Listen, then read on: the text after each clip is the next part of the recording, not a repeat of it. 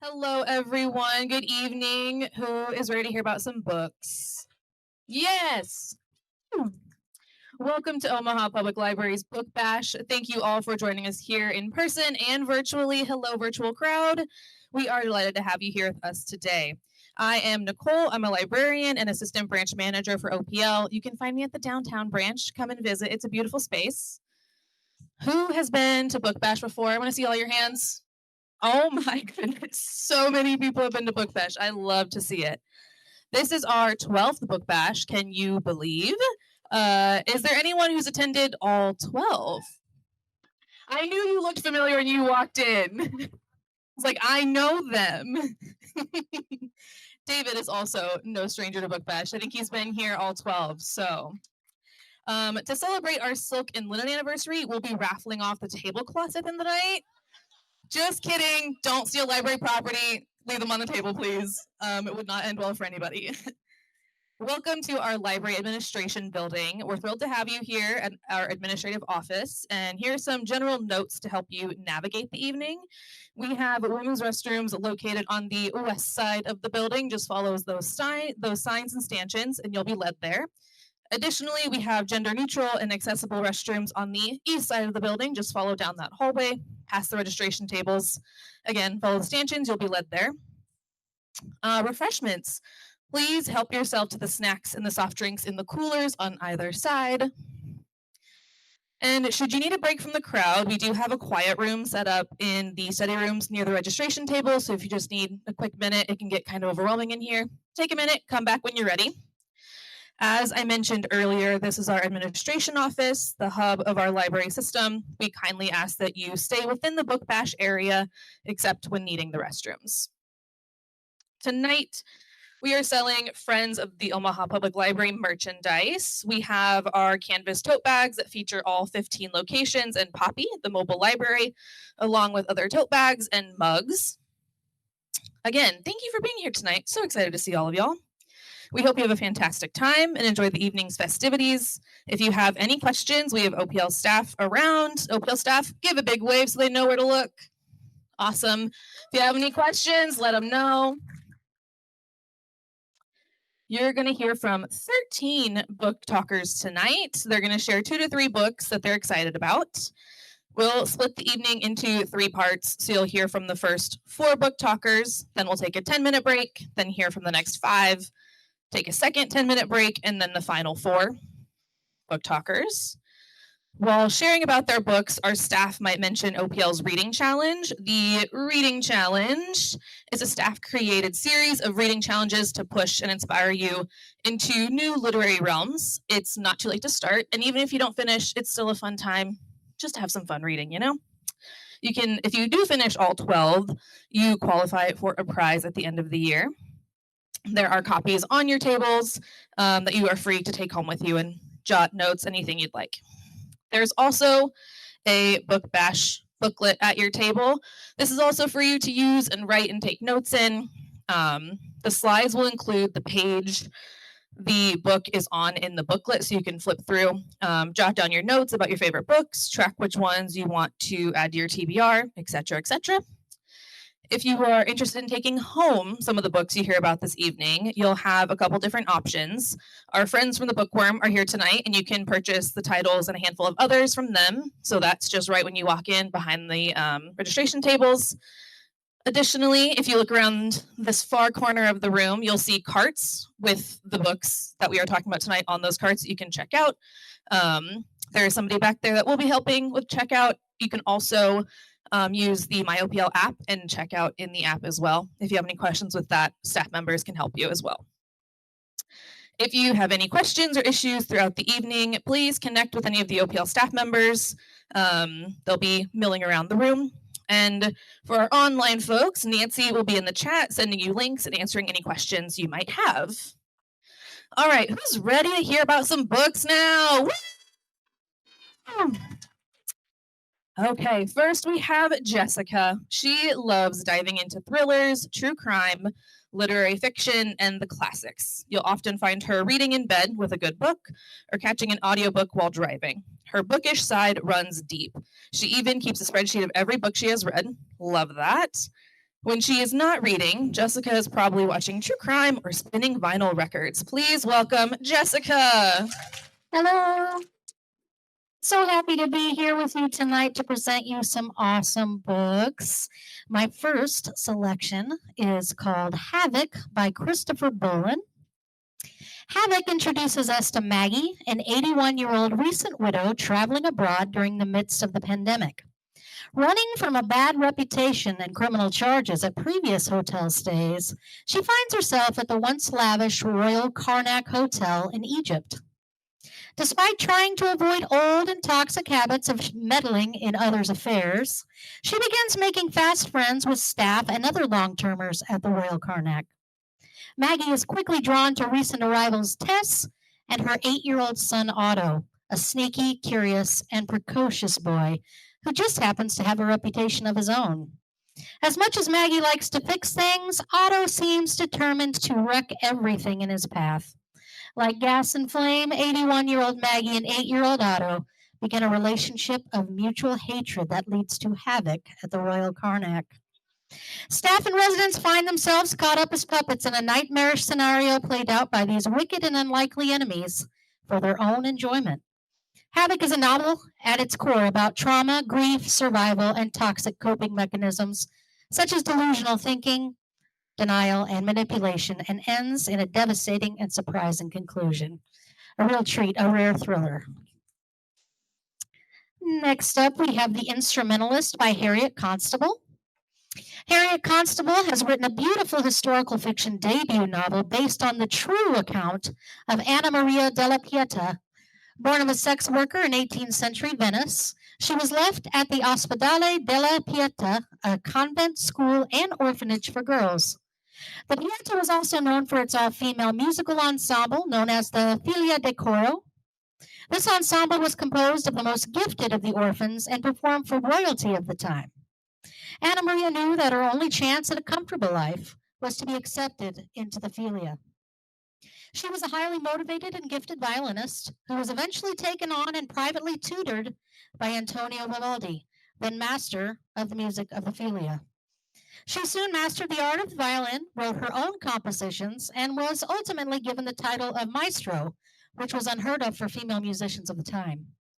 Some say she was the muse of Vivaldi and personally assisted in the compositions for which he is most known, to include the Four Seasons. Being she was a woman in that time, Anna Maria, though a true virtuoso of the violin and a gifted composer of her own, is not credited with any works, and she was never acknowledged by Vivaldi for her invaluable contributions to his. A fascinating story of women, music, and historical Venice, written in vibrant color and brilliant expression. I look forward to more to come from this talented new voice. And finally, something on the lighter side. Some of you may have read this one. It has OVA vibes if you're into OVA. This one's called The Borrowed Life of Frederick Fife by Anna Johnston. A kind old man, down on his luck and mourning the loss of his beloved wife, accidentally gets the opportunity to assume the identity of someone else. While taking a leisurely stroll around the lake, wondering where he will sleep next, Fred comes upon a man recently deceased in his wheelchair. The deceased gentleman, Bernard, bears a striking resemblance to Fred. Being a helper that he is, Fred attempts to wheel Bernard's body over to his carers from the nursing home, but stumbles and tumbles down the hill, leaving Bernard in the lake. Bernard's staff mistake Fred for the recently deceased and historically confused Bernard, despite Fred's protestations. Fred is taken to the lovely retirement home where Bernard had once resided and is given a second chance at life, love, and friendship. Fred's silent prayer request of Bernard in the book sums it up.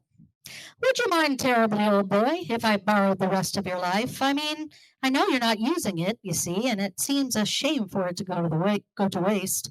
I promise I'll take excellent care of it. This is a very sweet story that touches on themes of forgiveness, regret, friendships, addiction, and love, with ample amounts of humor mixed in for good measure. If you're looking for a feel-good story with a lot of laughs along the way, The Borrowed Life of Frederick Fife is sure to bring a smile to your face. Thank you.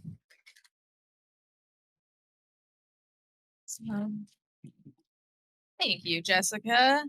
We have so many exciting events planned, and I am thrilled to share them with you. For the writers in the crowd, we have writing clubs throughout the city. Informal writing club, there are no assigned prompts. You just come to write amongst peers. After a period of quiet time, we'll transition to a brief but not obligatory share out. So if you're feeling a little shy, you don't have to share. That's totally fine. All right, next we have Sophia. Sophia is a fantasy fan who once got caught more than a few times hiding books behind textbooks in class instead of paying attention.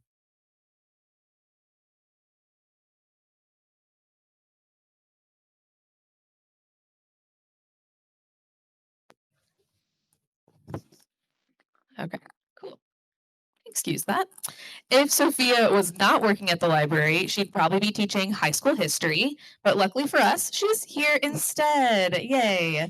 And if she could host a dream dinner party, Catherine Lasky, P. Dedelli Clark, and Tasha Surrey would all have a seat at the table. Please welcome Sophia.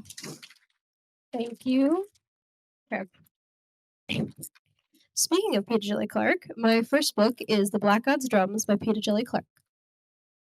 A historical steampunk sci-fi fantasy with a dash of horror that draws on African and Southern folklore and unflinchingly imagines a world where technology and magic are used in ways that horrify and astound. The Black God's Drums takes place in an alternate timeline where North and South have seceded, and New Orleans is the only free port in the land. When a young girl named Creeper overhears talk of a mysterious weapon called the Black God's Drums, she decides to use the information to bargain her way onto an airship and out of New Orleans. As she and the crew of the Midnight Robber trek across the city in search of the weapon, Creeper has to contend with the horrors made by men and the voice of Oya, the Orisha of wind and storms, inside her head. Peter Jelly Clark is a master of speculative fiction and of creating short stories that are universes within themselves. At only 111 pages, The Black God's Drums effortlessly packs the world building of a trilogy without being dense or full of information dumps. Readers will easily root for Creeper, her tenacity and cleverness, alongside the cast of characters she meets along the way. When I finished this book, I was a bit upset I didn't have a ridiculously long series set in this world to read so I could explore all the little details because I loved it so much. Every time I go to recommend this book to someone and they ask what I like about it, I always respond, everything, because I truly love every facet of this book. Full of wit, folklore, and the occasional horror, The Black God's Drums is a perfect bite-sized read that is difficult to put down once you pick it up. I did read it in one sitting. This title fits the OPL Reading Challenge for an author's debut book and one published in the 21st century. My next title is The Jasmine Throne by Tasha Surrey. The Jasmine Throne is an Indian-inspired fantasy that opens a fantastic trilogy about power, colonization, organized religion, complicated politics, and sacrifice.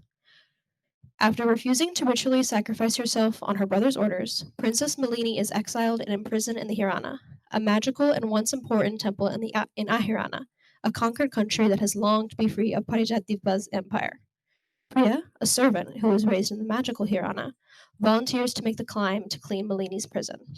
After a disastrous event makes Priya a more permanent fixture in Malini's prison. The two grow close, and they must reckon with their growing feelings, as well as the turbulent politics around them.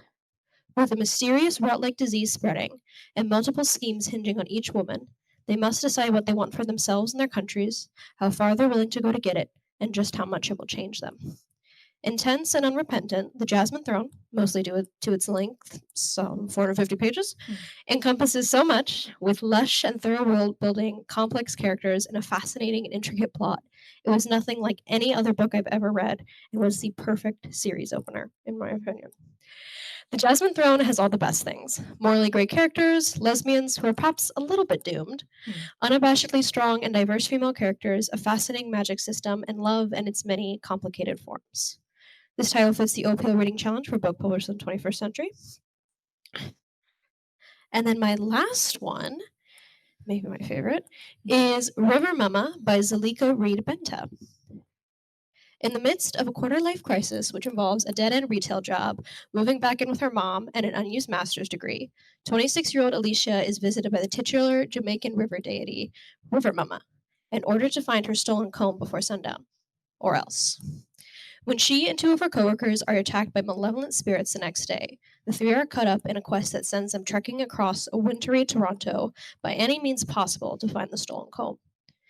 Managing to be both hysterical and poignant, River Mama balances the frantic and inherently ridiculous nature of the quest with more introspective moments often brought on by Alicia's visions, which have mysteriously returned from after being dormant since childhood.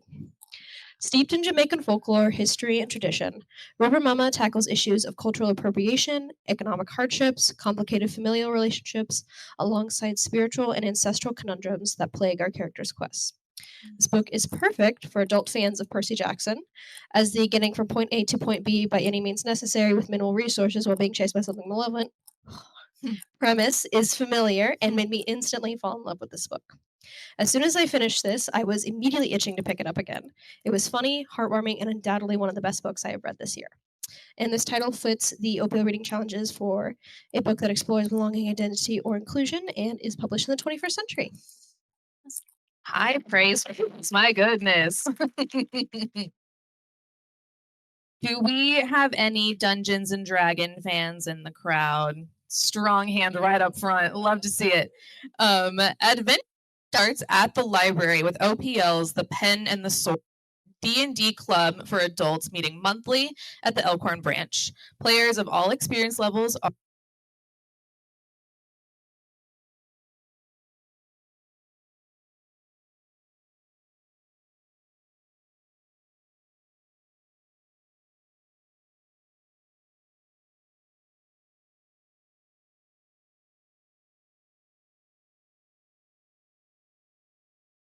right.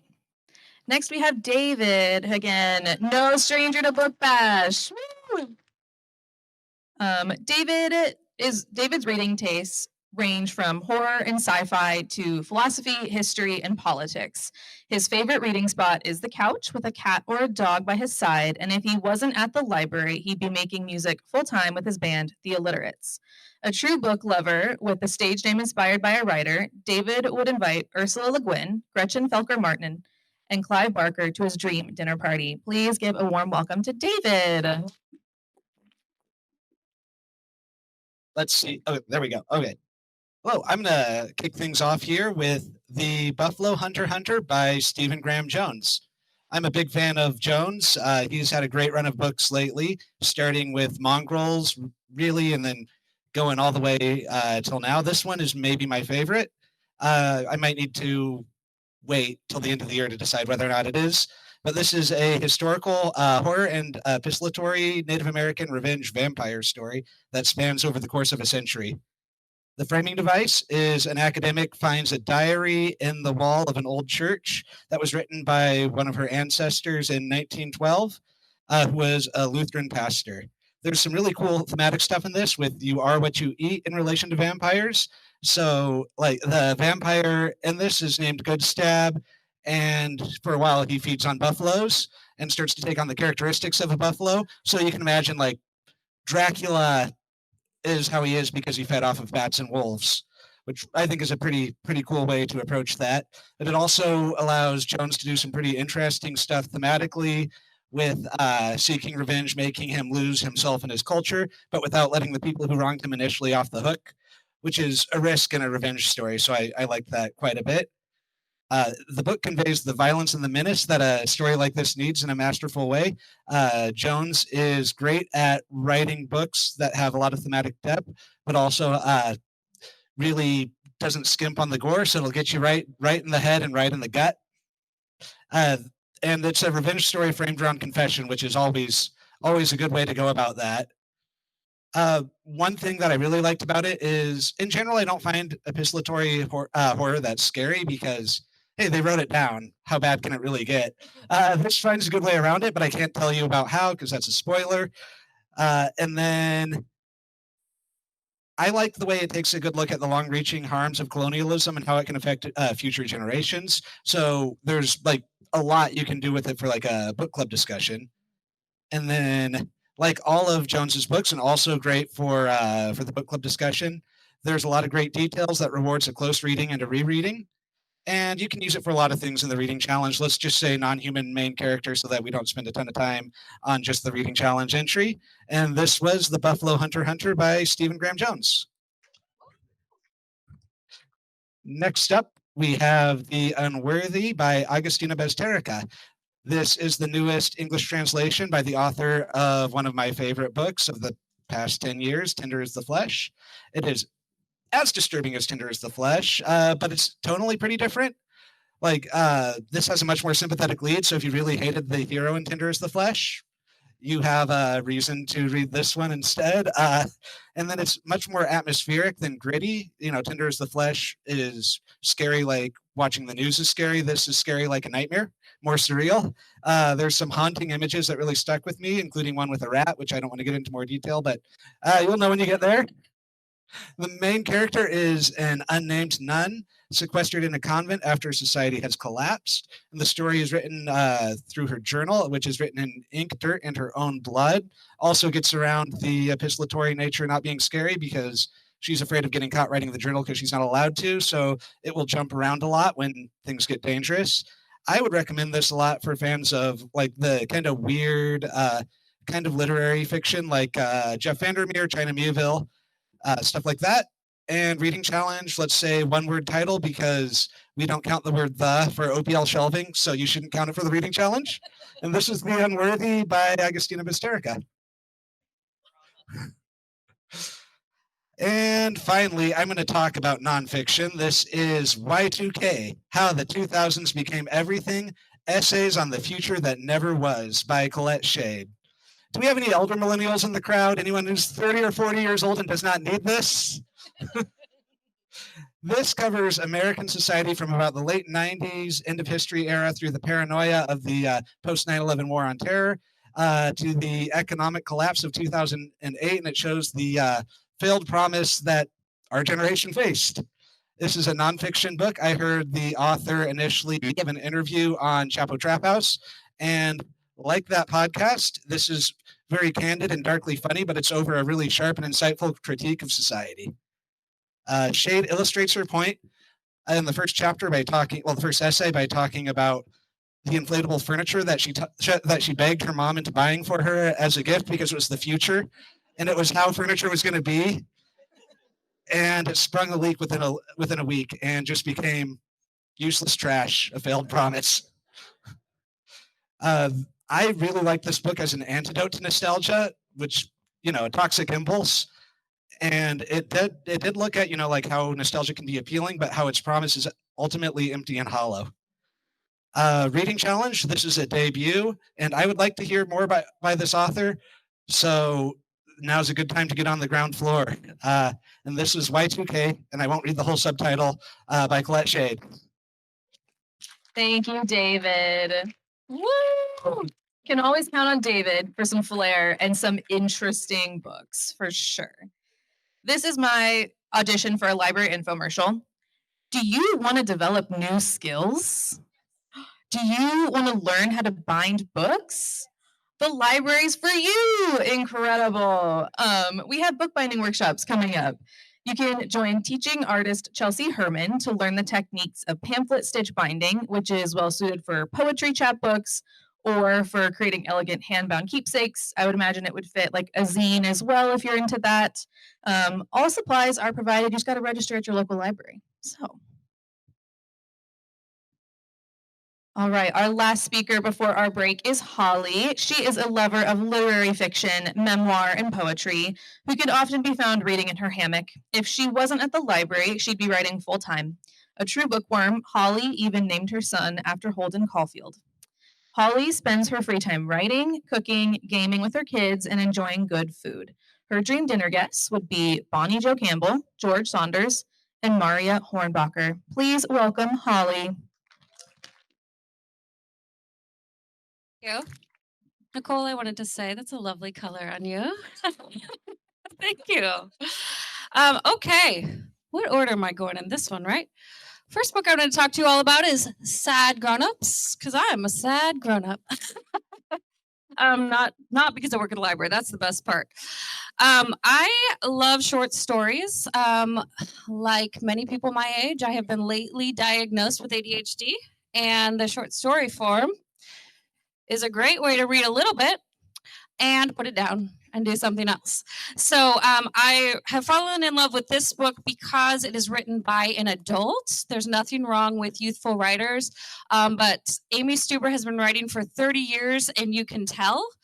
She's very skilled at the craft. The dialogue is funny. The characters are sad, they're melancholy, they're funny, they're a little bit of everything. So I highly recommend it. Amy Stuber's kind of a local. She lives in Lawrence, Kansas. And this won the 2025 Penn Bingham Prize for Best Debut Short Story Collection. So if you like Amy Hempel or Lori Moore, sorry, these are dated references. I got my MFA from a man who was 80 years old, so sorry. But if you like that kind of writer, they're like really clever women, this is a good one for you. There's some really interesting story concepts like camp counselors that are all middle-aged, and one's name is Heather, and they're like, you don't look like a Heather, and she's like, I did once, because she's middle-aged. So anyway, if you like that kind of thing, I highly recommend Sad Grown-Ups. Okay, next I'm going to do a poetry collection, because that is my number one love.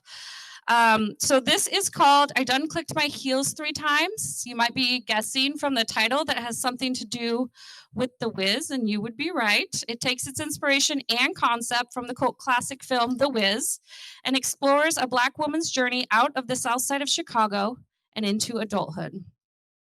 And in this book, you will see that Chicago isn't just a city, but it's a teacher, a lingering shadow, a way of seeing the world. Within this collection, there are 7 poems called South Side. Taylor Bias grew up in Woodland, Chicago. She now has a PhD in creative writing and literature from University of Cincinnati.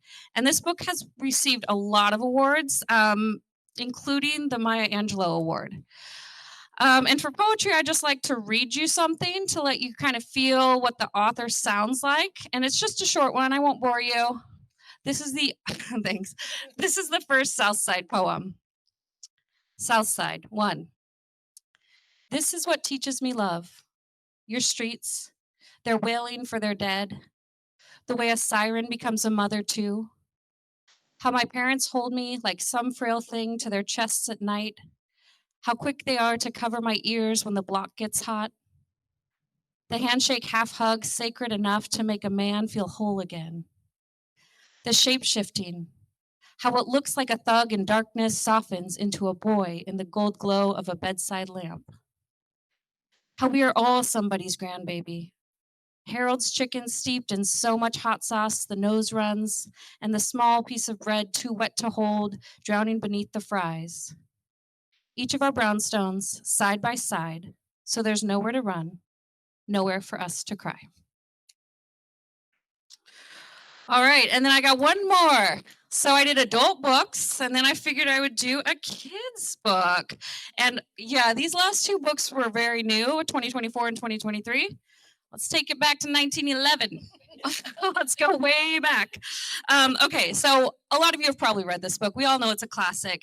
For those of you who do have young kids, I do want to tell you it's a graphic novel now. So if your kids are like mine and you can only get them to read by giving them a graphic novel, there's a lot of the classics that have been remade into graphic novels, and this one has beautiful illustrations. It's just amazing. But anyway, quick premise. There's 3 main characters in The Secret Garden, and I feel like I'm all of them. Because there's 10-year-old Mary, she's so contrarian, that's me.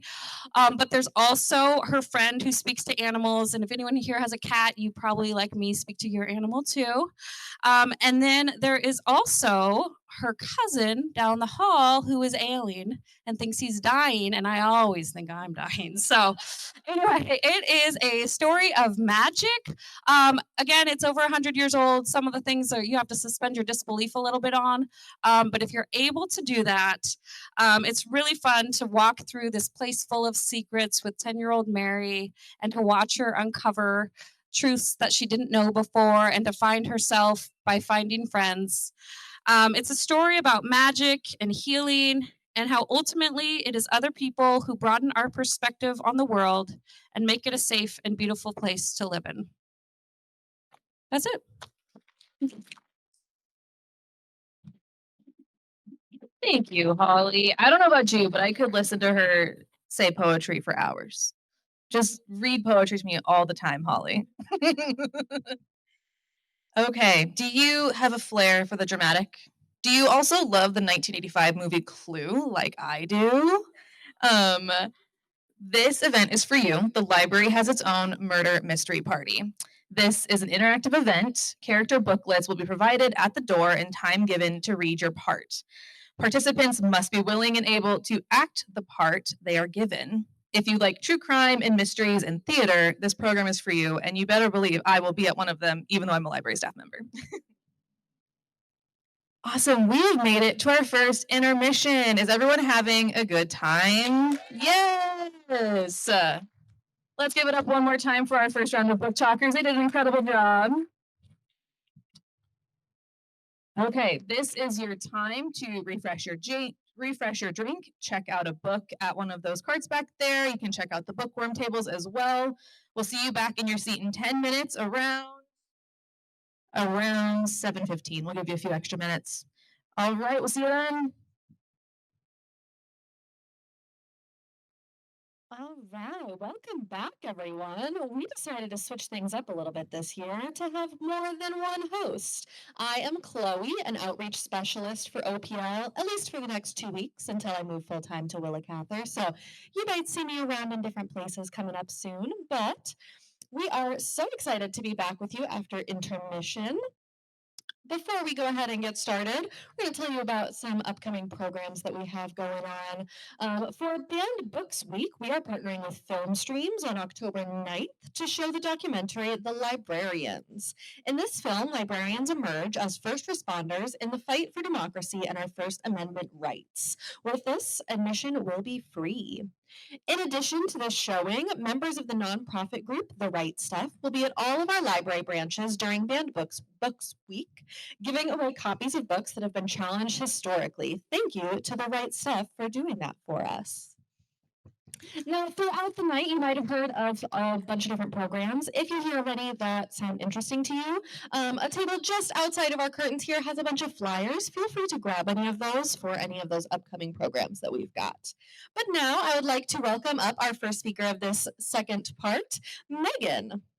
We've got Megan here, a sci-fi and fantasy fan who loves listening to audiobooks while hiking or on long car rides. When they're not reading, they enjoy writing and painting, and once spent a New Year's Eve party convincing people to sign up for Libby. Who's here as Libby?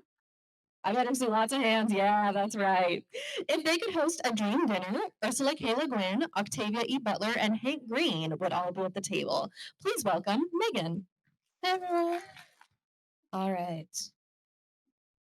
So, as a librarian, I do love a good long book, but sometimes I want something that will rewrite my brain chemistry in a single sitting, which is where I go to for short stories, and Fruiting Bodies definitely fits that bill. Every story in this genre bending collection feels like a world contained within itself. In The Changeling, two cousins become convinced that a difficult pregnancy is the work of the Fae. In Fruiting Bodies, a woman sprouts mushrooms for her lover to forage and consume. In Fiddler Fool Pair, an anthropologist investigates a casino run by the Fae. And there's just this huge range of like really interesting concepts, and they all feature, or most of them feature queer women, and they all center on these really sticky, complex emotions that evade precise language in a way that's really beautiful.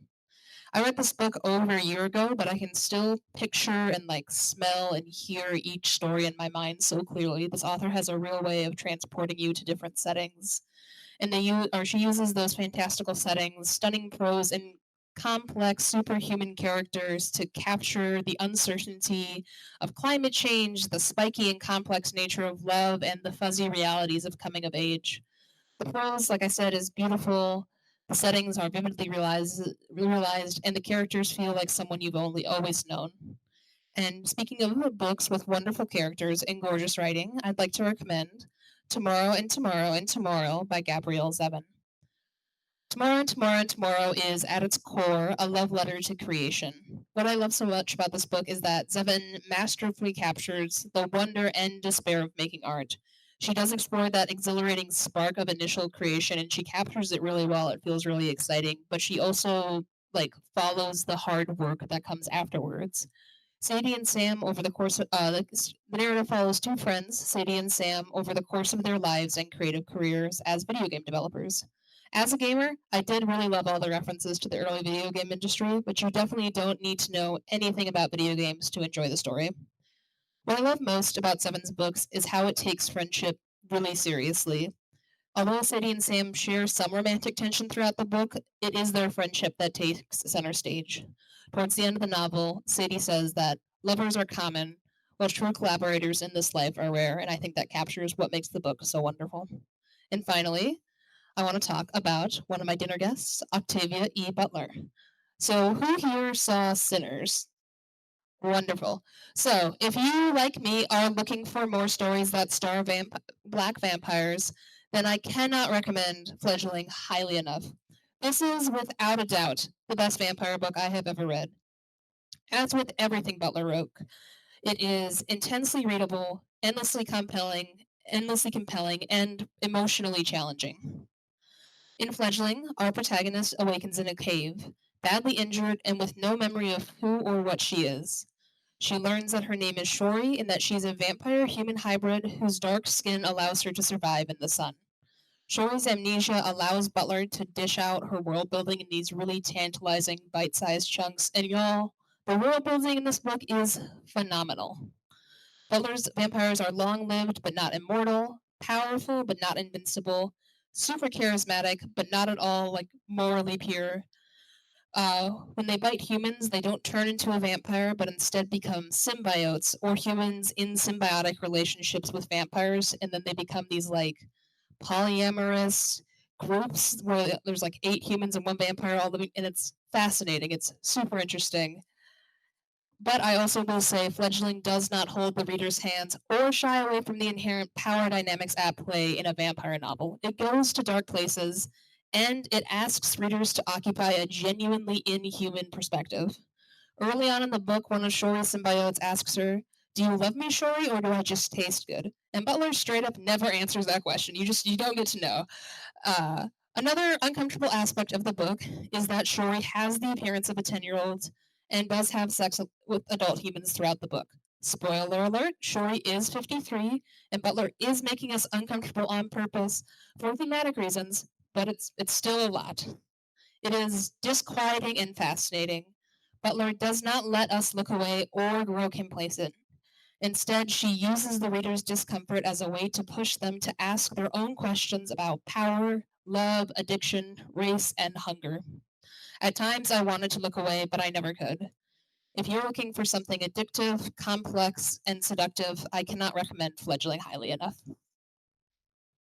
Thank you so much, Megan. I don't know about you guys, but I'm trying to get on that dinner party with you. Yes, yeah.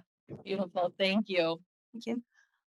Upcoming, we have a couple of events for your own personal needs. So we've got Financing Your Education. Join us for a free financial aid information session for adults wanting to return to school. Or if you're on the other end of things and you've already kind of started that next step in life and you've got a small business that you're trying to start or grow, you can join us as the Small Business Administration shares available resources and answers your questions with one-on-one conversation. Our next speaker up here is Cassian. Cass loves sinking into historical fiction, cultural studies, and the social sciences, preferably with a hot cup of coffee on the couch. Outside of the library, you'll often catch him gaming, walking his dog, or watching movies with friends. If he could host the ultimate dinner party, Mary Shelley, Susan Stryker, and Clive Barker would be seated at the table. Please welcome Cassian. Hello. So, my first book of the evening is Buying Gay, How Physique Entrepreneur Sparked a Movement by David K. Johnson. If you don't know, Physique magazine refers to a type of periodical created by and for gay men that celebrates the male physique. And the period of time that David Johnson is writing about, it was illegal to create and distribute gay erotica of any kind. So, the central argument of this book is not just that these periodicals are really cool artifacts and we should appreciate them, but that they were at the center of the mid century shift towards a more collective gay civil rights movement that we're probably a little bit more familiar with than the post war era. So, yeah, this is during a time where gay men are emerging as a consumer demographic, and David Johnson writes about the sort of complex nature of that. And okay, I'm a librarian. This book has 50 pages of citations at the end. I love it. It's so well researched, and you just have to appreciate how much labor and care goes into crafting a book like this. And it's not marketed this way, but I definitely think of it in the vein of a microhistory because the author is looking at a very specific piece of material culture and tying it to larger shifts in the culture and towards a more collective civil rights movement. So that was Buying Gay. My second book today is completely different, and that is How to Leave the House by Nathan Newman. This is Nathan Newman's debut, and most coming of age stories I have read center on a child who is special. How to Leave the House is about an adult who is not special, and I found that really refreshing. The novel centers on Nat West, a 23-year-old young man, and it's 11 a.m. the day before he moves away from his mom's house for the first time. The Postal Service says they delivered a package. It is nowhere to be found. It's a package he does not want his mother to intercept. And so he goes on an odyssey through his hometown to try to intercept the missing package before he moves. Different sections of the book are told from different perspectives of people in the community, which makes every single character super richly drawn and complicated and beautiful and ugly all at once. A couple of my favorite sections are the chapter from the point of view of his mom, which is devastating and infuriating all at the same time. And then there's also a character who is the local dentist who's obsessed with painting the human mouth. The tone of this book is really dry, it's really funny, and the central character is really pretentious and unlikable. You just have to square with that. That's just part of it. It's lovely. I'm very excited to see what Nathan Newman writes next because I had an excellent time with this book. And my final selection tonight is Disco Witches of Fire Island. I wanted to pick a dessert course, something sweet, something silly, something weird. And I love when a work of art can juxtapose things that are devastating and things that are really silly. And Disco Witches does that. It's about a young man who goes to work a bartending gig on Fire Island over the summer. He has just lost his first great love to AIDS related complications. And so he's really afloat and lost and becomes enmeshed with this community of year-round residents who are, spoiler alert, also disco witches. Disco witches is what it sounds like. It's really funny. There's a lot of references to Donna Summer, but it's also really like heart-wrenching and sweet, and it's about found family and healing, and it's a really good beach read. It's a good summer book. So that's Disco Witches. Beautiful. Thank you so much, Cass. All right. Our next events I'm going to tell you about, we've got Hispanic Heritage celebrations coming up. So join us in honoring Hispanic Heritage Month with a vibrant celebration of culture, creativity, and community at this free all ages event. And if you're looking for something a little bit different, we've got Hobbit Day coming up as well. Whether you come from Bag End or beyond the Misty Mountains, adventure awaits. Come enjoy crafts, activities, and fun for all ages, inspired by the beloved world of J.R.R. Tolkien. While they're figuring out the mic, I'll do a little introduction. Our next speaker is Angela, a fearless reader of thrillers, horrors, dystopia, cultish tales, history, memoirs, and poetry. Basically, if it's exciting, she's into it. You'll find her listening to audiobooks everywhere, biking, dancing, solving puzzles, or hanging out with her pets. Angela's dream dinner guests, Stephen King, Paulo Ramos, and Jason Reynolds. And yes, she already speaks 4 languages and is working on the 5th. Please welcome Angela. Hi, everyone. Can you hear me? Okay, great. I'm so excited to be here. Okay, don't tell the other library events, but this is my favorite one. And I sit there and I read so many books all year round, and I think about you all the time. I'm like, this is what my book bashers need. So, for my first book, I want you to imagine your kindest, most generous friend, the person who's always thinking of everyone, who can't pass by somebody needing something without giving it to them, who brings you a soup when you have a cold. Then I want you to think about your most fabulous friend, the one who brings the party and the glitter and the confetti and is always up to do something amazing. Thirdly, who is your activist friend? The one who always has a fight in them, right? Where do they go? The protests, whatever else. And then you put those three people together and you have Marsha P. Johnson. This book is beautiful. We have been waiting for decades to hear this story.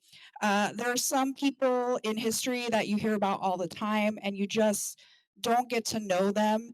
The story you hear is about the Stonewall riots, which is so important to our history, but it doesn't give the context of the human.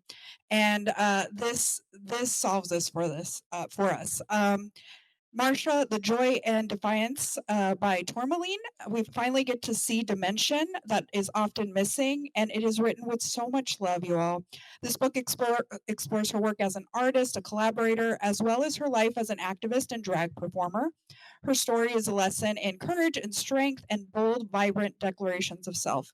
It's one of the most generous biographies I have read. It gives light and beauty and unabashed praise for what her actions meant and how they have reverberated to the younger generations. Tourmaline is not covert about her personal quest to illuminate the full story of someone who meant so much to her. Although the biography doesn't shy away from difficult and tumultuous moments for the trailblazer, she does it in a way that provides a more profound context. One of my favorite things about this book is the way that Marcia's joy was a gift she fully shared with those around her. Her kind spirit meant she didn't leave people behind and did everything she could to create community in a loving and inclusive way. The many interviews Tourmaline drew from show that the impression is something that has lasted longer than her life. Meanwhile, the brutal end of her story is a reminder that there is so much work for us to do. This is a biography for joy, for beauty, for love, for history, and for revolution. Okay. Now let's get a little thrillery. Let's get a little scared. So let's say this is We Used to Live Here. Well, This is We Used to Live Here by Marcus Kluwer. So let's say you're introverted and you do not like conflict, and you're at your house getting ready for dinner with your partner who isn't home yet. And all of a sudden, this family walks up to your house and rings the doorbell. You just moved in a couple of weeks ago, you're trying to get everything situated, and they say, "Hey, can we come in? We used to live here." And you don't want them to come in. It's just weird, and you're tired, and you just want to say no, but you can't say no to them. They look so nice and it'll only take a minute, right? No. So so once this family comes in, the dad's a little awkward and weird and he keeps talking and it's making you a little uncomfortable. The wife looks a little bit stressed and maybe a little angry. And then there's two kids and they're running around and it's making you nervous and you don't understand why your partner isn't home yet because she is someone who's going to tell him to leave. So, yeah, one of the kids just disappears into the house. You know, they were looking. So we have to go find them. Your partner comes home and you're happy, but now she's mad because she doesn't understand why you let them in. Then we finally find the kid. Maybe the kid saw a ghost in the basement. Maybe a ghost. I don't know. We don't need to think about that. Why are we thinking about that? So then there's a snowstorm. So then these people have to stay the night. And it gets weirder and creepier and stranger. And it goes on and on. And all of a sudden, your partner disappears and you cannot find her anywhere. So this is how the story begins. And what's going to happen next? I was so angry at this book, you all. I The whole time I felt so uncomfortable. It was so uneasy. I don't understand why any of this happens and the social awkwardness, but it's so relatable. Except for letting strangers into your house. Just don't do that. Don't do that. It always ends poorly. Um, so yes, this has been called a mix between Get Out and Parasite to give you the vibes. It made me angry, but also I couldn't stop talking about it when I was done with the book. The partners in this book are really interesting characters to me, but additionally. I love how it's written in the sense that the main character, you're in their voice. You know how you doubt yourself sometimes? Like something happens and you're just like, did I really experience that? Or did I get mad when I shouldn't have? Or really, I'm just being irrational. He writes this so well in the psyche of a woman, which I'm so impressed by. And that was my favorite part of the book, even though it made me unhappy. It was that somebody can capture that feeling and that we should trust ourselves a little bit more. And if you read it, well, actually, all of you go out and read it and then come back and we need to talk about the ending, you all. Okay. So, lastly, I have a book about a family. Does anyone like multi generational sagas? Has anyone read one about the men in the family? Right? They're always about the oh, okay. I got you. Okay. So they're always about the women. And so I was really impressed. This is about 3 generations of men who are part of the world of lucha libre. Who has been to lucha libre? Oh, y'all need to go. It is so much fun. If you like anything about wrestling, this is wrestling with more ballet and acrobatics and soap opera. All wrestling is soap opera, but this is like more. It's got more Latino vibe, I guess. Anyway, so this book fluidly travels between different periods for the 3 generations. You've got the patriarch, who is this renowned, famous wrestler who started this whole dynasty, and people after his son after him is trying to live up to that name. Is opening a failing gym to try to be like his father. Nobody ever like thinks of him like they thought of his father. Meanwhile, his father has a bunch of issues because I'm going to tell you a secret. Okay, it's kind of obvious, but it takes a minute to get there. He's in love with his best friend, and his wife is not happy about it. So you're in their voices the whole time. You're hearing them say their thoughts, and poor Elena gets left behind. Like she's just mad the entire book. She's not going to get unmad. But it's this love story, and then the next generation, and then the 3rd generation. Now, for those of you who don't like going back and forth between times and characters, still read it, but take some notes. I had to write their names down so like I could keep them straight because there's a character in the 3rd generation named Julian, and then the grandson is named Julian, and that is confusing. But once you get that, you're in. You're in for a beautiful, beautiful story, family tradition, difficulty in communicating, understanding the underground struggles that make people react in ways that aren't the best for the others in their family, how machismo affects so much of our relationships and getting closer to each other, and the love that we have for one another, and how we shouldn't hide that because we lose so much. They're so vivid, and the sadness and frustration leaks through the pages, but it's a story like very few that I have read before, so I highly recommend it.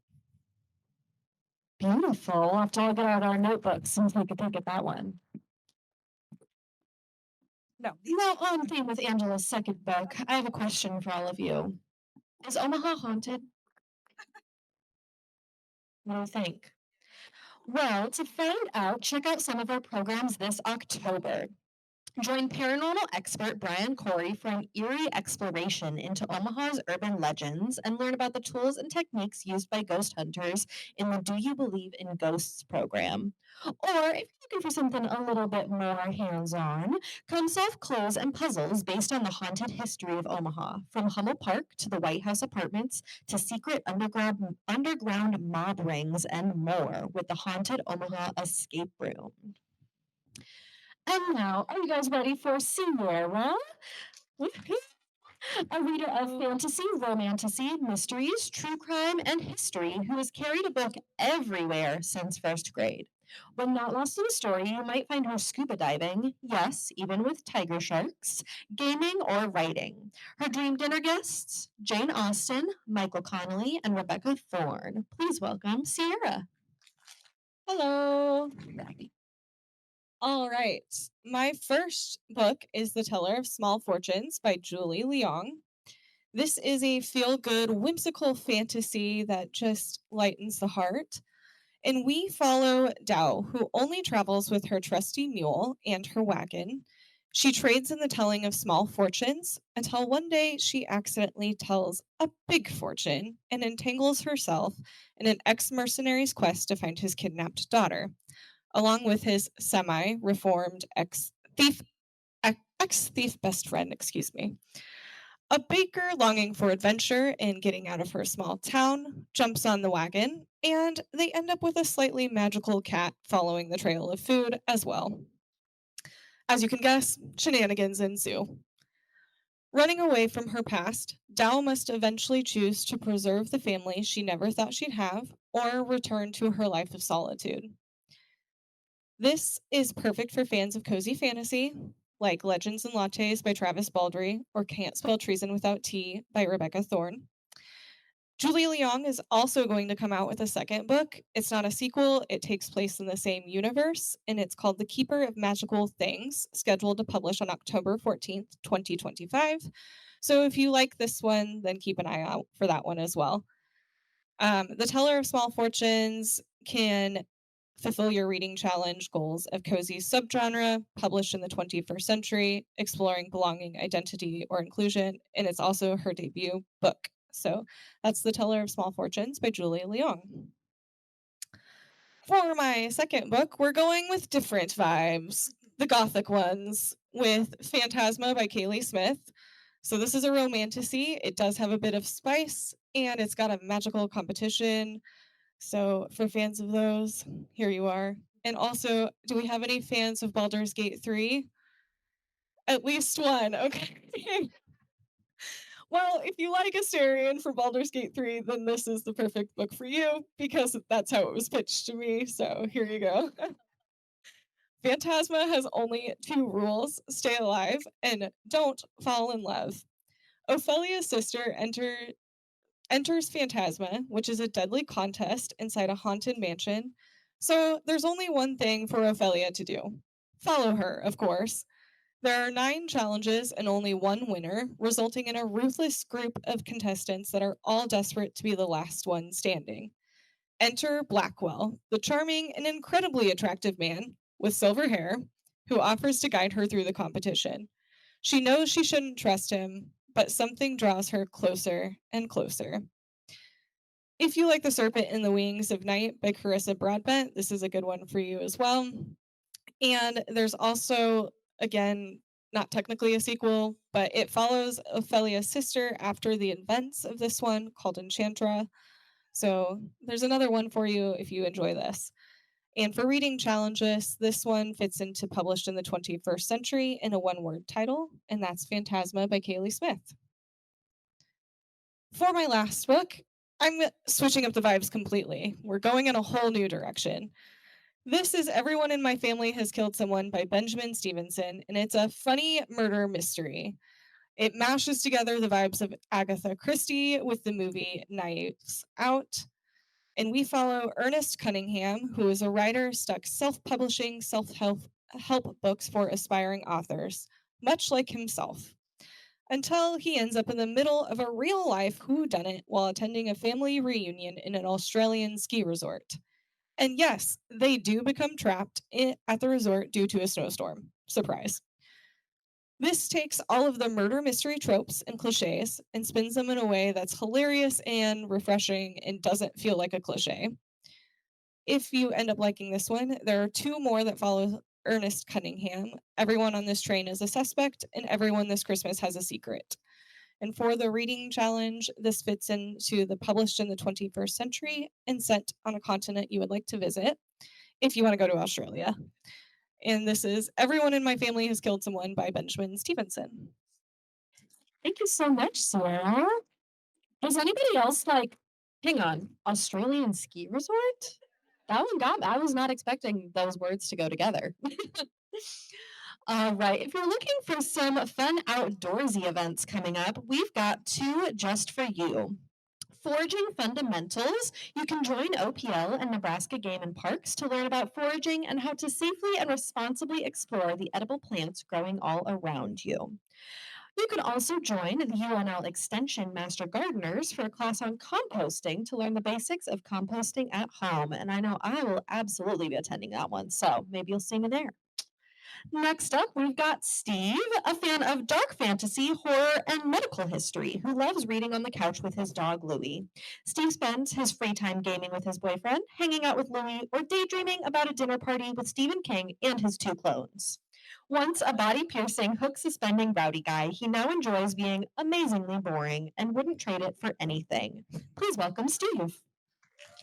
Hello. All right, so I really struggled with how to tell you all about this book because it's a very grim read. Human X by Han Kang is a fictional telling of an actual uprising in the South Korean city of Gwangju.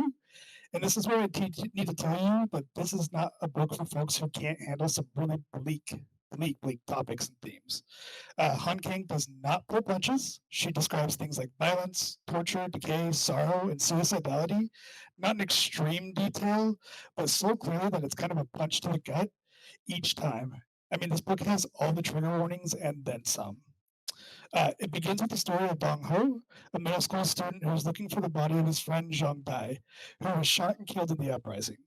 In the process of looking for his friend, Dong Ho ends up working at a temporary morgue for protesters who were killed by the military. Dong Ho and the other folks introduced in this chapter become the narrators for the rest of the book. He spends his time at the morgue contemplating death and survivor's guilt while being re-traumatized over and over and over again by viewing bodies disfigured by violence and rot. In the next section is from the perspective of Dong Ho's friend Zhang Dai, who is dead and at the bottom of a pile of bodies. Because he was not appropriately, didn't have the right funeral rites, his soul remains stuck to his corpse. And although accepting of his own death, he struggles with beautiful memories of his life with his sister and Dong Ho.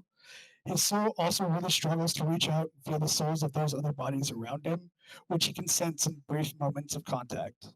It's so grim, it's so sad, and it's so well written that my description of it doesn't do it any justice. And now you might be thinking, why is this tattooed goon telling me to read about rotting bodies? Why would you want to read a book that is essentially trauma put into words? It's because I rarely feel affected by what I read, and this book's effect on me has kept me talking about it for 2 years. It's because Han King's writing and Deborah Smith's translation are truly beautiful, poetic, and succinct in a way that makes you feel how the people in this book feel. You're not going to come away from it feeling hopeful or happy or with a more positive view of humanity, but maybe that's okay. It's not a book to escape reality with. It's a book that makes you confront the reality of our world and humanity's sometimes violent and fragile nature.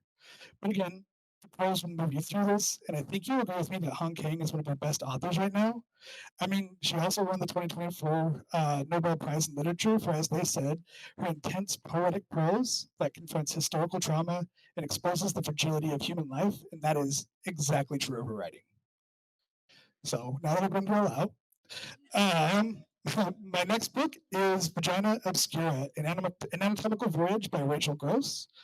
I'm a big fan of any popular science and medical history books, and this one is fun to read and easy to understand. Gross never writes in a way that presumes you know a lot of medical knowledge, but also never talks down to you either. She covers topics like the evolution of knowledge about female anatomy, pleasure, disease, and how little we know about the female reproductive organs or their evolution, or even what they really look like or do. There's a lot of fun and super ridiculous past views covered in this book. I bet you can even guess which wacky cigar smoking Austrian psychoanalyst had some really wild ideas about women and the psychological views of female pleasure. And did you also know that frigidity used to be grounds for divorce? So, as you can hear, I'm avoiding some anatomical terms and keeping this at least somewhat appropriate since I am at work and this is being broadcast. Gross does not do that, and it's great because this topic is important and shouldn't be hidden away. This is the type of book we need that helps demystify our medical past and our understanding of the bodies that many of us inhabit. The author also addresses several disorders and the not so great ways they were treated. So, like for endometriosis, did you know for a very long time its primary treatment was to get pregnant? Turns out that isn't a great long-term answer for folks. Gross also talks about that pesky wandering uterus that likes to move around your body, attach itself to your brain, and cause hysteria. Again, people really argued that this was true for centuries. This is just a really fun book to read. It'll amaze you how ridiculously little we know about vaginas from a scientific perspective. The author really does a good job of tackling some heavy subjects with humor, including some wonderfully acerbic footnotes that really speak to my grumpy millennial self. She also touches on some topics that could be exploitative without coming across that way. For example, there's a pretty good section on genital cutting that, instead of focusing on the acts itself, focuses on the people it affects and humanizes their experience in a non-traumatic way, including techniques medical science has developed to give those people back what was taken. She's also inclusive of trans and non-binary folks and spent a good portion of the book talking about matters related to trans men and gender affirmation surgery for trans women. She makes it clear very early in this book, she makes it clear very early on that this book is for anyone with the anatomy she is discussing. If you're a fan like authors, or a fan of authors like Mary Roach, or if you're kind of a medical history nerd like me, and listen to podcasts like This Podcast Will Kill You or Sawbones, this is definitely a book for you. And that's it. Thank you so much, Stephen. I am not one for medical history, but I will be checking that one out. And yeah, that is it. We've made it to our second intermission. We're 2/3 of the way through. If you haven't turned in your raffle ticket yet, do that during this intermission, as we will be drawing names at the end. This will be your last chance to enter. Also, stop by the snack table, check out a book or two, and visit the bookworm table. And we will be back in 10 or so minutes. All right, so we are back for our third section. How is everyone doing? Okay, raise of hands. Who got a book recommendation they must read? Oh, that's beautiful. Absolutely beautiful. That is so exciting. And it's so sad for me because I'll have to wait because I'm going to put my holds in after. But that's okay. That's okay. Well, we also have plenty more for you because we have all these wonderful book talkers. And this is, it's just, I can't believe I work with so many talented people. So imagine if the book club we were talking about were the entire city of Omaha. That is what we do with Omaha Reads. Every year, we celebrate the power of literature by bringing together a community to read and explore themes of one book, and we accept nominations all year. So if you're excited about a book, you can at any time let us know what you would like to read with your entire city. The 2025 selection is Solito by Javier Zamora. In his debut New York Times best-selling memoir, Zamora tells us about his 3,000-mile journey from El Salvador through Guatemala and Mexico to unite with his family in the United States. In the memoir, he is 9 years old. For those of you who remember previous book bashes, I book talked this beautiful book that is poetic and heartfelt. We have several events tied to this amazing program that I will tell you about after some book talks. If you haven't read it already, this is the time. I'm going to read it again. All right. So we're mix matching with our hosts. Let's welcome back Nicole. Nicole is happiest curled up with her dog, a cup of tea, and a good romance, a classic, or a fantasy novel. She's the kind of reader who tracks every book on spreadsheets with graphs, charts, and even a full inventory. But don't ask how many are still in red.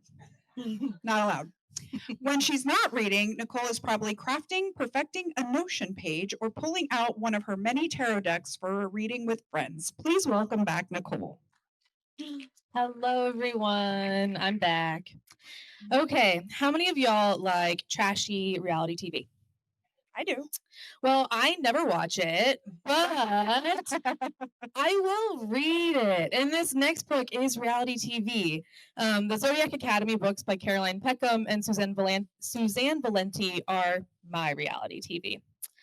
The Awakening is the first book in a series. It follows twin sisters and Geminis, Darcy and Tori, as they're whisked away from the mortal world and thrown into the Fey realm of Solaria. They are, surprise, surprise, the lost heirs to the throne. Oh my God, shocking. And wouldn't you know it, there are 4 hot men who've been training to take the throne since they were born. There's going to be some conflict there. They're all attending the same university to hone their elemental magic. Sabotage, messy relationships, and drama ensue. It is a fantastic time. There are about 20 books in the universe. So if you're looking for a long, interconnected series, Zodiac Academy could be for you. Well, if it's 2 Geminis, I'm not surprised. Right. Yeah, takes us a while. And if you start reading it and think, why did a librarian recommend this to me? It's bad. To that, I'd say, yeah, it is bad. Like the first few books are poorly written, but you've got to hear me out. You've got to hear me out. I'm telling you I like it. I'm not saying it's good, okay? And it's okay to read bad books. It's okay. Sure. Reading this book is like eating candy. It is addictive, it's indulgent, it's also incredibly readable. You become invested in the characters and their fates and their mates. And you're yelling at your book saying, oh my God, what a stupid decision. Why would you do that? And gasping, oh my gosh, I can't believe he stabbed her in the back like that. It is so good. And are some of the books too long? Yeah. Did I eat them up and fly through a 700-page book in 2 days? Also, yes. So, if you're looking for an unserious, drama-filled, kind of cringy romantasy, give The Awakening a try. So maybe you're more of a Great British Bake Off person and less Love Island. Don't worry, I have the perfect book for you too. Mrs. Quinn's Rise to Fame by Olivia Ford is a sweet, heartwarming debut that's full of love and recipes. 77-year-old Jenny feels like she's never done something just for her and feels a tiny bit resistant to living a settled, calm life with her husband Bernard. So, on a whim, she applies for a British baking show and, surprising herself, makes it on the show. Not realizing her biggest secret is going to be revealed. There are some similarities between the show and the book and the real Great British Baking Show. The author works in entertainment TV and has actually worked on Love Island, a weird connection I did not realize until doing this research. There's a quote in here that I want to share with y'all. It's strange, she thought, how recipes outlive the people that wrote them, and yet they almost bring a part of that person back to life, as if a tiny piece of their soul lives in those instructions. That sums up what the book is. It is so sweet. This book feels like a warm cup of tea on a really cold day. It has heart and soul, and it's so earnest in its love for family and friends and baking that you can't help but be moved. And Olivia Ford definitely deserves a Hollywood handshake. Wow, is it well written? This is well written. Okay. Yes, this one is very well written.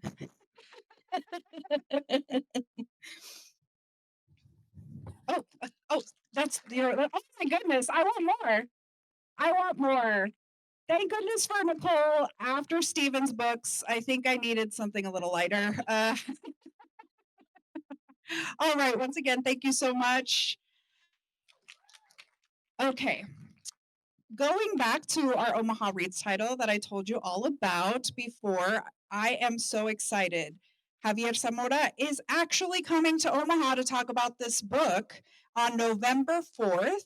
Registration opens September 15th. Mark your calendar. We're all going to be clicking at the same time. But it's going to be an amazing event. I cannot wait. All right, our next book talker is one of my favorite colleagues.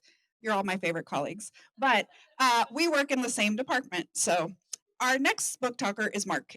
He is a lover of poetry, cookbooks, and historical fiction. He enjoys reading from a sunny armchair. When he's not at the library, you'll find him in the kitchen, pondering Sumerian poetry or hanging out with his cats, Pocket and Monster. His dream dinner guest, Jorge Luis Borges, Dorothy Kilgallen. I'm so sorry, y'all. I guess I have to have dinner with her. I'm assuming she's not alive. Unfortunately, no. Okay, I- I'm sorry. The CIA may have been involved. Oh, okay. I will do my research. And Jack Pepin. Talk about a table full of fascinating conversation and maybe some sounds. I don't know. Welcome, Mark. Thank you so much. Good evening, everybody. I am thrilled to be with you this evening. And first, I am looking forward to telling you about The Pretender by Joe Harkin. One morning, in 1483, a farmer's son learns that everything he knows about himself is untrue. His father is not his father. His name is not his name. And his future rests in the hands of ambitious nobles who are hoping to use his true parentage as a weapon amid the tottering reign of King Richard III. Under a new alias, Lambert Simnel, this boy will face court intrigue, civil war, love, and cruelty through the pages of this novel. It is inspired by a historical figure about whom we have about this much of a scrap of a letter. And Harkin does an incredible job of spinning out an entire world from this lacuna in the record. Harkin's prose is sharp and evocative. At its best, it takes me back to my college days reading Rabelais, where it can just whipsaw from the most elevated topics to poop jokes and back without a blink or a breath. We read right over the shoulder of our viewpoint characters, experiencing the world with the words and ideas that are available to them. One of my favorite things about the book is how Lambert's inner voice changes as his education and his circumstances and his self-imagination evolve. Wolf Hall is the read-alike for this book. If you enjoy Hilary Mantel, you're going to like this book. I'm willing to wager on it. If you've been in the game a little bit longer and remember Rose Tremaine's restoration novels, that's also a very good kind of analog here. A little bit of that mix of history, but also letting the past be a bit more of the lived in and slightly bawdy place that it was than the way we sometimes imagine it. Up next, Oh Sinners by Nicole Cuffey. Now, I saw the huge spike in holds for this book back in April and May of this year, so I need to cover it up front. Yes, there's a Black veteran deuteragonist. There are themes of race and violence in American society and history. There's a strong religious theme. And there's a dangerously alluring commune organized around a charismatic leader, but there are absolutely no vampires. Nicole Cuffey's second novel, Oh Sinners, follows two men in three timelines. In the present, Farouk Saidi, a journalist assigned to investigate a new religious movement led by a mysterious man known only as Odo. In a second timeline, 1969, Vietnam, Odo as a young soldier, accruing the life experiences, the trauma, and the rage that will grow to inform his spiritual awakening and then his powerful appeal to his followers. In a third strain, written and presented in the style of a documentary shooting script, we're told about a conflict in the more recent past between Odo's followers and an evangelical church in Texas. The multiple timeline format works out really, really well for this novel. Cuffey is a master of just dropping little bits of information across each story, using both past and present to heighten the intensity of each other. It's crystal clear how much research and sensitivity she put into every element of the story, ranging from the experiences of Vietnam veterans, to Islam, to the family dynamics of a Pakistani household, to high control groups and new religious movements. A major element of this book, what brings several of the characters into the kind of emotionally vulnerable space that allows a lot of what happens to happen, centers around grief. The reflections on grief in this book are going to stay with me for a really, really long time. It's like Garden State if Zach Braff was a journalist and Natalie Portman was a cult leader. I hate my brain for forming that sentence, but I do stand by it. Check out Oh Sinners and see if you agree. That sentence is what makes me want to read it. So thank you to your brain. Absolutely. Now, it is my tremendous honor to share with you what I believe to be the first cookbook ever featured at Book Bash. It is, you It is. guys. Hooray! I would love to tell you about Mi Cocina by Rick Martinez. The subtitle of this cookbook is Recipes and Rapture from My Kitchen in Mexico. And you really don't need the rest of my review. Like everything Rick Martinez makes, this book is an absolute feast for the eyes. It grew out of an October 2019 road trip that he took around Mexico, 32 states, 156 cities, and over 20,000 miles in a search for self-discovery and belonging. This cookbook has a beautiful introduction. In it, Martinez talks about his experience growing up as a second-generation Mexican-American, loving the public television work of Diana Kennedy and Rick Bayless, but also grieving the level of access that they had to Mexican cuisine and culture, while his family was enculturating with Meatloaf and Chef Boyardee. He connects his desire to understand more about Mexican food with a way of being more completely himself, a small midlife crisis in his 40s that he ties back to the experience of coming out in his 20s. Now, we're all here for the recipes. This is a cookbook, maybe even just the photos. It's okay. We can be honest. But definitely don't sleep on the recipe headers and other supporting matter. I love the header to my favorite recipe in the dish, the tacos árabes, which are kind of shawarma inspired and wrapped in a flatbread, lays out the history of the dish, beginning from the migration of Iraqi families into Puebla in the 1920s.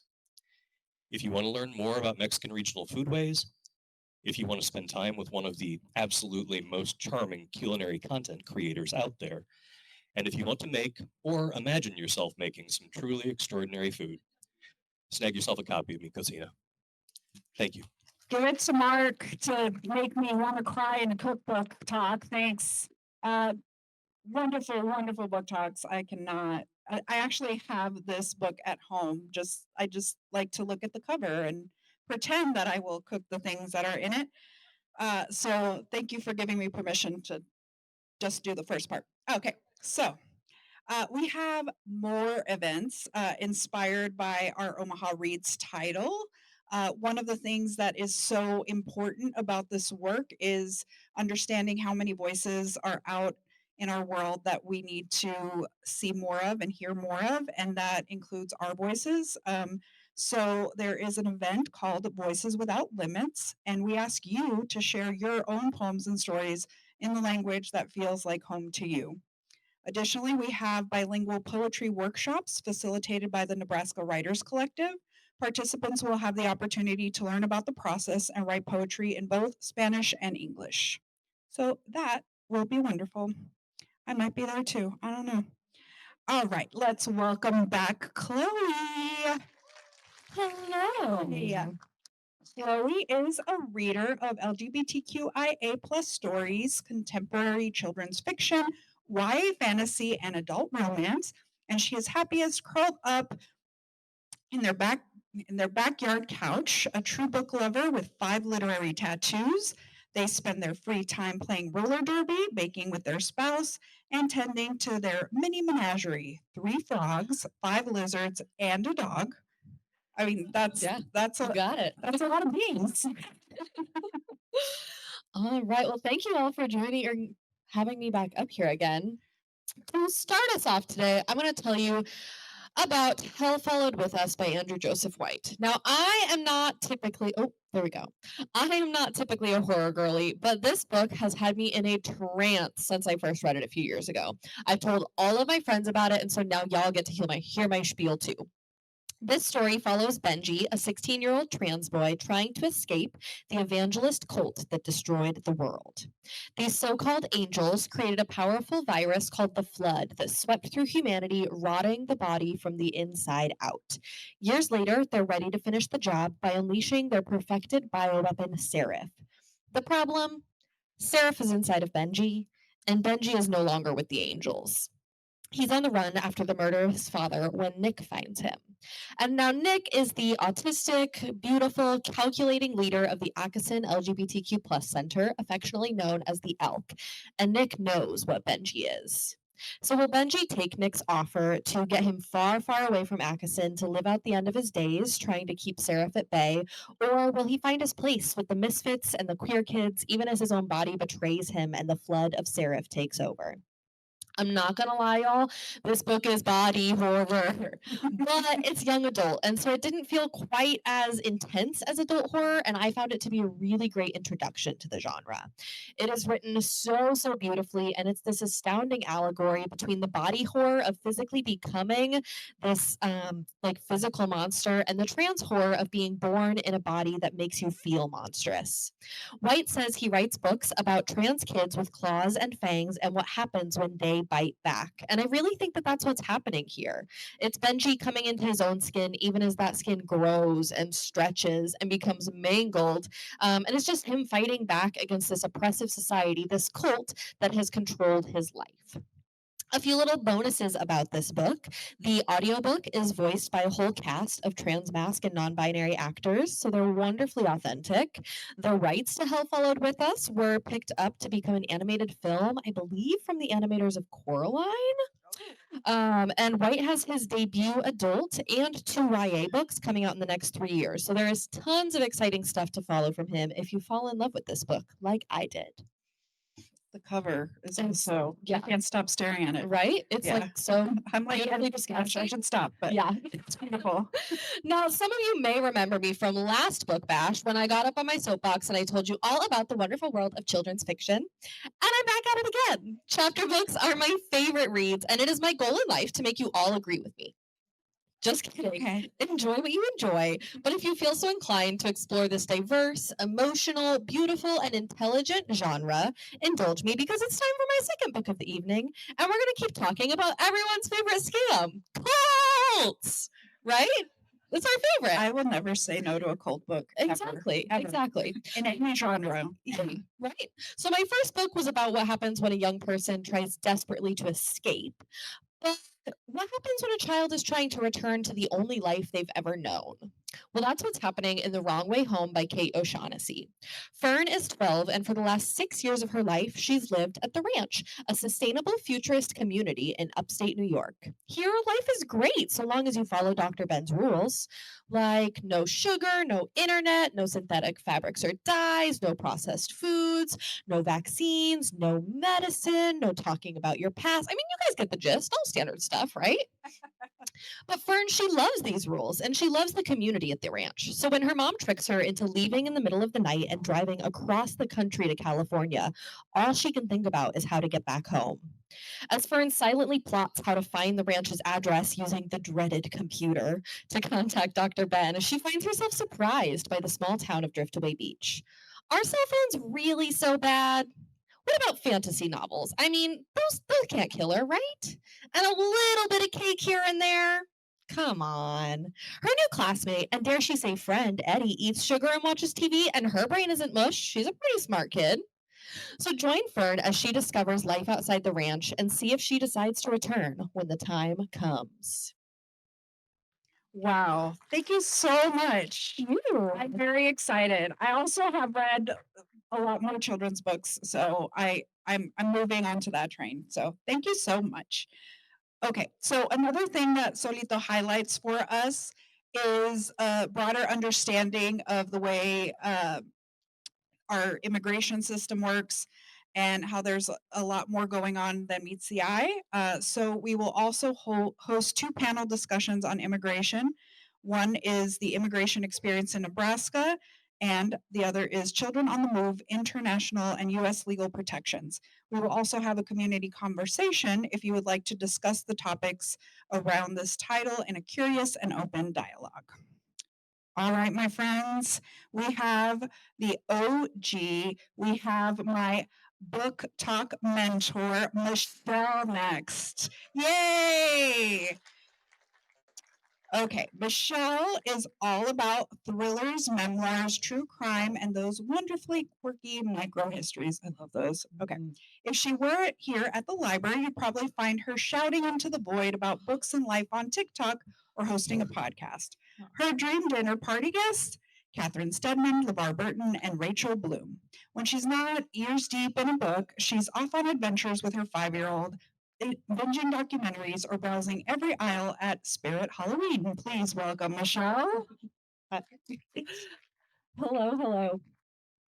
Before I get into my book talks, Angela, just real quick, I'm kind of in a bind right now. My bank account is locked. Any chance if I gave you this check right now, like you could cash it and give it to me, and then it'd really help me out. Michelle, I love you. I will buy you lunch if you want, but absolutely not. Good answer. No. So, unfortunately, in this book that I'm about to talk about, that is not necessarily how a lot of people responded to her.